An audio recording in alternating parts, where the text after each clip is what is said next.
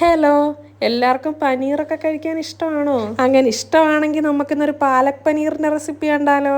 അന്നേരം പാലക് പനീർ ഉണ്ടാക്കാനായിട്ട് മെയിനായിട്ട് വേണ്ടത് നമ്മുടെ പാലക്കും പനീറും. അന്നേരം അതിനായിട്ട് ആദ്യം തന്നെ പാലക്ക് നല്ല തിളച്ച വെള്ളത്തിലിട്ടൊന്ന് മുക്കിയെടുത്തിട്ട് വെള്ളം തോത്തിങ്ങെടുക്കാം. അതവിടെ നിന്ന് ചൂടാറുമ്പോഴത്തേക്ക് നമ്മളൊരു പാൻ എടുത്ത് അതിനകത്ത് നെയ്യ് ഒഴിച്ചിട്ട് നമ്മൾ പനീർ മൊത്തത്തിലെടുത്ത് അങ്ങോട്ടും ഇങ്ങോട്ടും ഇട്ട് നെയ്ക്കകത്തിട്ട് മുരിച്ചെടുക്കാം. ബട്ടർ ഉള്ളവർ അത് ഉപയോഗിച്ചോ.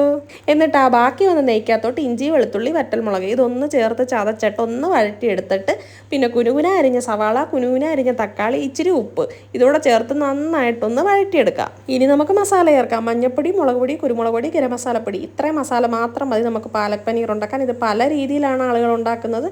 നമ്മൾ സ്ഥിരമായിട്ട് ഉണ്ടാക്കുന്ന രീതി ഇതാണ് കേട്ടോ.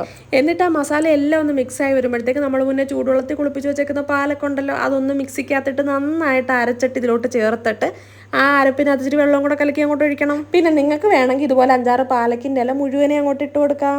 ഇനി എന്നിട്ട് നമ്മൾ മുന്നേ മൊരിച്ച് വെച്ചിരിക്കുന്ന ആ പനീറുണ്ടല്ലോ അങ്ങോട്ട് നമ്മുടെ ആവശ്യാനുസരണം അങ്ങോട്ട് കട്ട് ചെയ്ത് അങ്ങോട്ട് ഇടുക. ഞാനിത് കട്ട് ചെയ്യുന്നതിൻ്റെ ഇടയ്ക്ക് 5-6 കഷ്ണമൊക്കെ വായിലോട്ടും പോകും കേട്ടോ. ഇത് അങ്ങനെ ഒരു ഇതുണ്ട്, നമ്മളങ്ങ് തിന്നോന്നും പറഞ്ഞിരിക്കും ഈ പനീർ. ഇത് നമ്മൾ ഫ്രൈ ചെയ്യുന്ന സമയത്ത് വേണമെങ്കിൽ ഇങ്ങനെ കട്ട് ചെയ്തിട്ട് ഫ്രൈ ചെയ്തെടുക്കാം കേട്ടോ. പക്ഷെ അത് ഇച്ചിരി മെനക്കേടായതുകൊണ്ടാണ് ഞാൻ മൊത്തത്തിലേ ഇട്ടങ്ങ് മൊരിച്ചെടുത്തിട്ട് പിന്നെ കട്ട് ചെയ്ത്. അതാകുമ്പോൾ എളുപ്പമുണ്ടല്ലോ. പിന്നെ ഇച്ചിരി ഉപ്പിൻ്റെ കുറവുണ്ടായിരുന്നു, അതുകൊണ്ട് രണ്ടാമത് ഇച്ചിരി ഉപ്പൂടെ ചേർത്ത്. പിന്നെ നമ്മുടെ പനീറെല്ലാം കൂടി ഇതിനകത്തോട്ട് തട്ടിയിട്ട് ഒന്ന് അടച്ചു വെച്ച് എടുത്ത് കഴിഞ്ഞാൽ എൻ്റെ പൊന്നെ, പാലക് പനീർ ഇവിടെ റെഡിയായി. ഇത് ഉണ്ടാക്കിയതാണെങ്കിൽ രാവിലെയും ബ്രേക്ക്ഫാസ്റ്റിന് ബ്രെഡ് ഓംലെറ്റ്. എനിക്കാണെങ്കിൽ അപ്പം ചപ്പാത്തിയുടെ കൂടെ കഴിക്കുന്നതാണ് ഇഷ്ടം, ചോറിനൂടെ കഴിക്കുന്നത് അത്ര ഇഷ്ടമല്ല.